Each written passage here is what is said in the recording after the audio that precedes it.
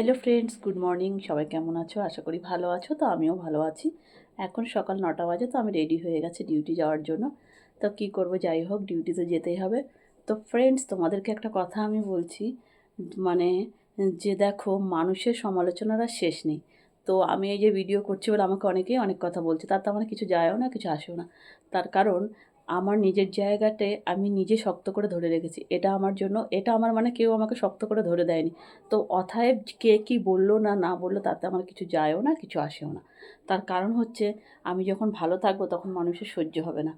আর দেখো, আমার ভালো থাকাটা অনেকেরই সহ্য হয় না, কিন্তু তাতে আমার কিছু যায় আসে না। লোকে কে কী বলল, কে কী করলো, তার কারণ দেখো, যখন আমার সংসারের হাল আমাকেই ধরতে হয়েছে, তখন আমার লোকের কথা শুনে তো কোনো কাজ নেই।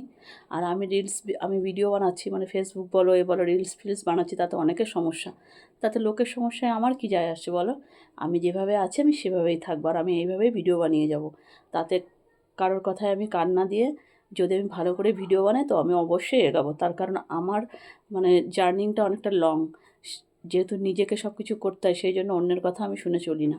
তো সবাই ভালো থেকো, সুস্থ থেকো, টাটা। আবার দেখা হবে সন্ধ্যাবেলা।